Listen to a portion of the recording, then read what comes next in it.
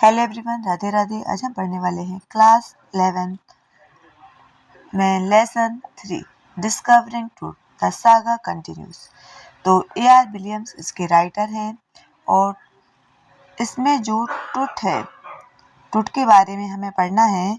तो पहले हम ट्रुथ के बारे में जान लेते हैं कि ट्रुथ कौन है। ट्रुथ जो है वो मिस्र का सबसे जो शक्तिशाली वंशज था उसका लास्ट ईयर था, मतलब अंतिम वंशज जो है वो था और उसकी जो है डेथ हो जाती है। कैसे हो जाती है जी किसी को पता नहीं चलता है। तो उसकी खोज के लिए कि आखिर उसकी मौत हुई कैसे थी, 1922 में ब्रिटिश के जो आर्कियोलॉजिस्ट थे, पुरातत्ववेत्ता थे, हार्वर्ड कार्टर ने की। और पूरी दुनिया जो है वो जानना चाहती थी कि आखिर ट्रुथ की मौत जो है वो कैसे हुई थी। जब ट्रुथ को दफनाया गया था तो उनके साथ बहुत सारे सोने चांदी जेवर भी दफनाए गए थे और ऐसा माना जाता था कि जो जितना अमीर है उसके हिसाब से चीज़ें उनके साथ दफनाते थे ताकि भविष्य में मौत के बाद भी वो चीज़ें उनके काम आए। और फिर 80 साल बाद 2005 में दोबारा से ट्रुथ के शव को बाहर निकाला गया, उसका सीटी स्कैन किया गया और फिर उसकी मृत्यु के बारे में जो है नए नए सुराग जो है वो मिले थे। और जो आर्कियोलॉजिस्ट थे, पुरातत्व विज्ञान में जो आधुनिक विज्ञान ने जो कुछ भी हो सकता था नई से नई जानकारी देने के लिए वो सब किया। तो 1922 में पहली बार उसकी मकबरे को खोजा गया था और 80 साल बाद कब्र से बाहर लाया गया था ट्रुथ के शव को। किसके लिए? सीटी स्कैन के लिए। और जब कार्टर ने ट्रुथ की मम्मी को निकाला था वहाँ से तो वो इतनी चिपक गई थी कि उसने जो है वो हथौड़ी का भी यूज किया था, तो जिससे उसकी जो सीने की हड्डी हैं और पसलियाँ हैं वो गायब हो गई थी। तो ऐसा माना जाता है कि जो ट्रुथ थे उनके पूर्वजों ने, मतलब जो अमेतनहोप थे, थर्ड फोर्थ ने मिस्र पर बहुत सारे साल तक शासन किया और नए शासन में जो है कई शासकों ने शासन किया था। तो चलिए इसको हम पढ़ते हैं।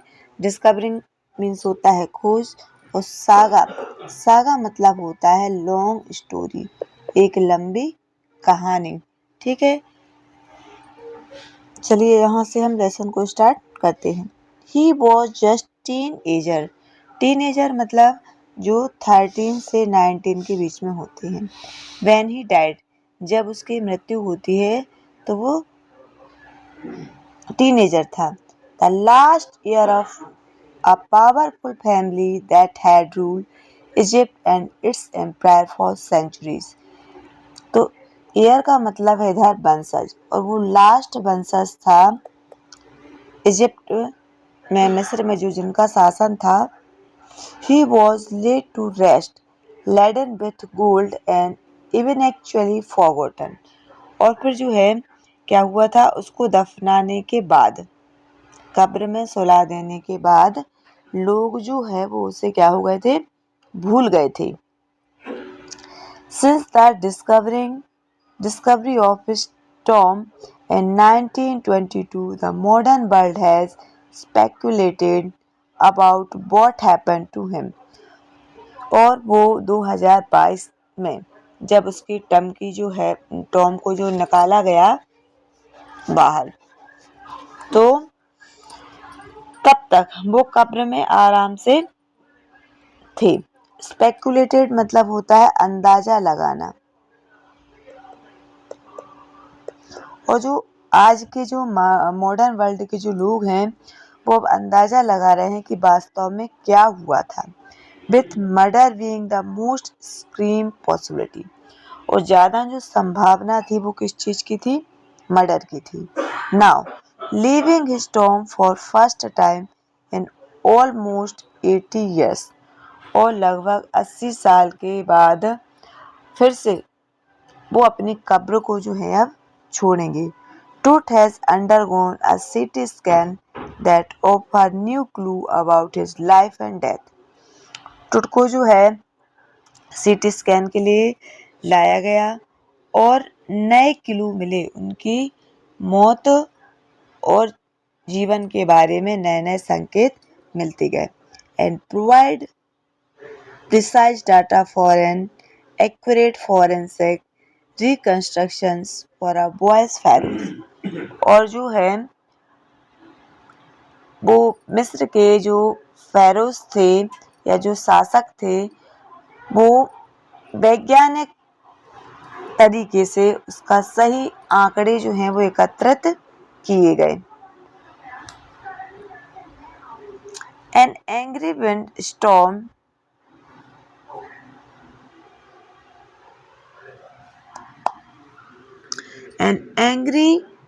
strips up ghostly dust devil as King Tut was taken from his resting place in the ancient Egyptian cemeteries known as the Valley of the King।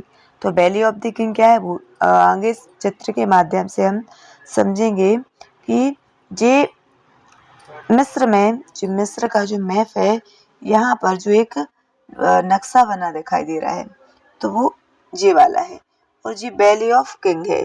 तो वैली ऑफ किंग में जो है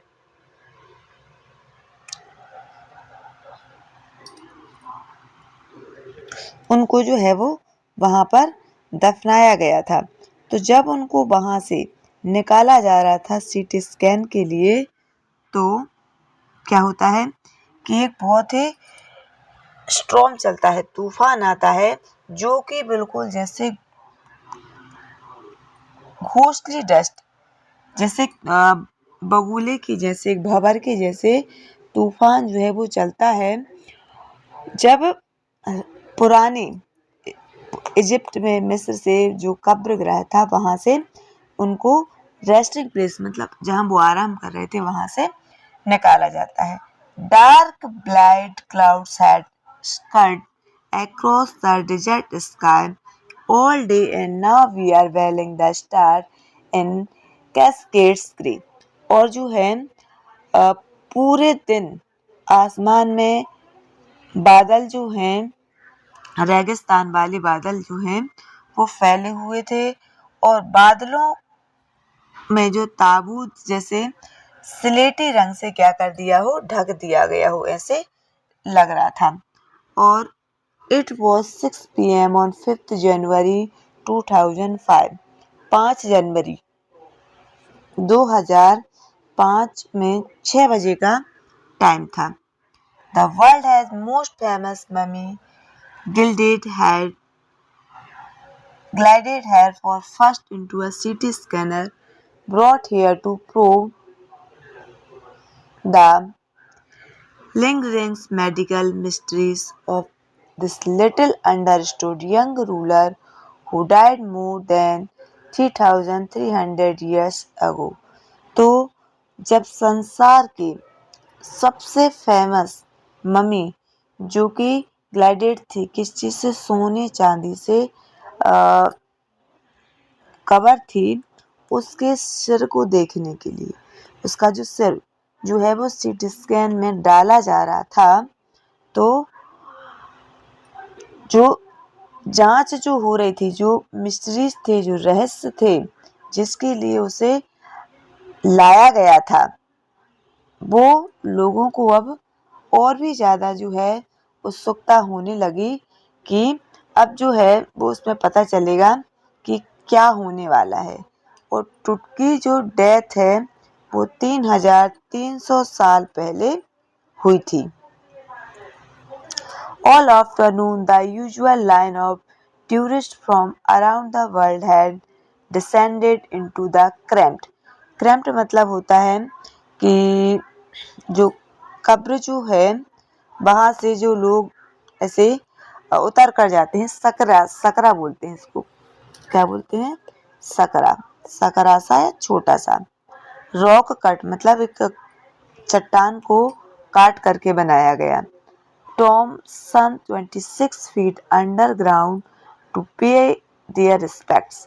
तो दोपहर के समय बहुत सारे जो पर्यटक हैं जो पूरे विश्व भर से आए हुए थे, वो वहां पर इस पतली सी चट्टान को काट कर बनाई गई कब्र में, जो कि 26 फुट गहरी थी, वो अपना रिस्पेक्ट देने के लिए, पे देयर रिस्पेक्ट, अपना सम्मान देने के लिए टुट की कब्र के नीचे अचानक से ही क्या है आ चुके थे। They gazed at the mural on the walls of the burial chamber and peered at Truth's gilded face। और जो है वहां पर जो कब्रिस्तान के जो कक्ष में चैम्बर में जो चित्र बने हुए थे उनको देखा और उसके चेहरे को देखा जो कि सोने से बिल्कुल जड़ा हुआ था। The most striking feature of the mummy shaped outer coffin lid। और जो सबसे ज्यादा उसको देखने के विशेषता थी वो थी उसका बाहरी स्ट्रक्चर। जिस कॉफिन में उसे रखा गया था उसका जो स्ट्रक्चर था, बाहरी ढक्कन था, वो सबसे ज्यादा विशेषता रखता था। Some visitors read from guide book in a whisper. और कुछ जो शासक थे वो धीमी आवाज में वहां जो गाइडलाइंस लिखी हुई थी उनको पढ़ रहे थे। Other stood silently.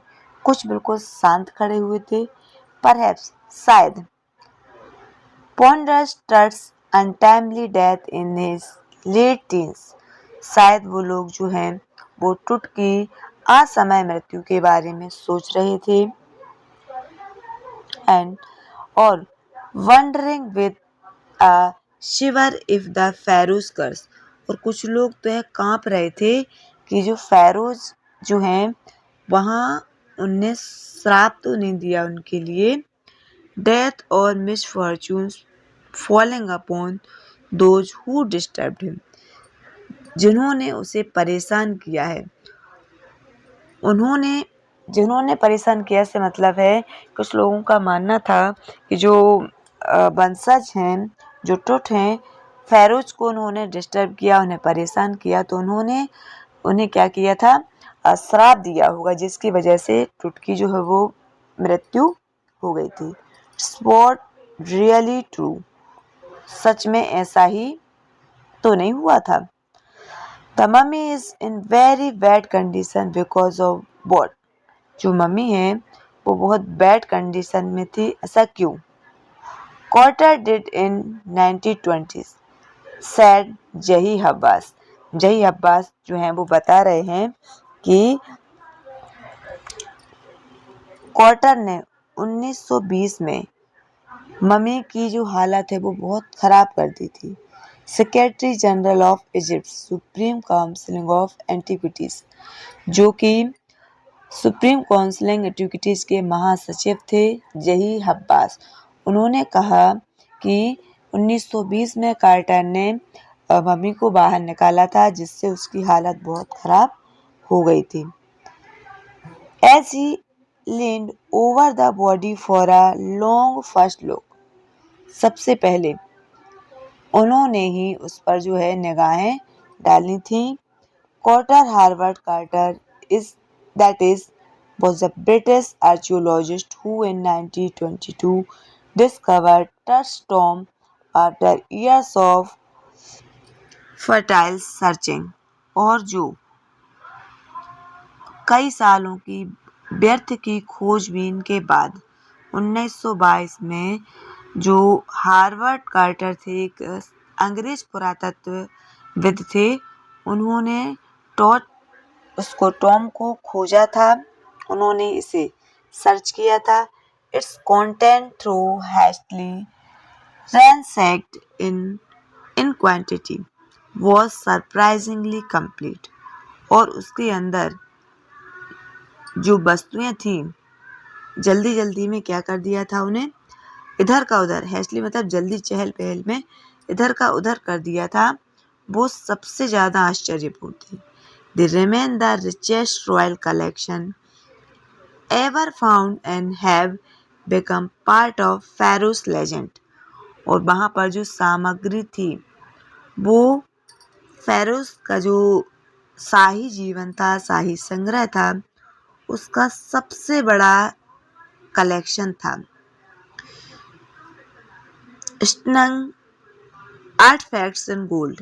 Their internal brilliance means the guarantees rest recuperations caged in sensations at the time of the discoveries and still get the most attention. और जो फेरोज की जो परंपरा का हिस्सा था वो बन चुका था। सोने की आश्चर्यजनक जो वस्तुएं जो थी वो जो रखी गई थी वो गारंटी देती थी कि आगे जीवन में पुनर्जन्म जब वो लेंगे तो यह जो सामान उनके साथ रखा जा रहा है वो उनको हेल्पफुल रहेगा and still get the most attention. But Todd was also worried with everybody thinks he had want to in the afterlife. और टुड के साथ भी मृत्यु के उपरांत आफ्टर लाइफ मतलब जीवन उसका जो डेथ हो गई थी उसके बाद उसके रोज में काम में आने वाली जो चीजें थी वो भी उसके साथ बरीड किया गया था, दफनाया गया था।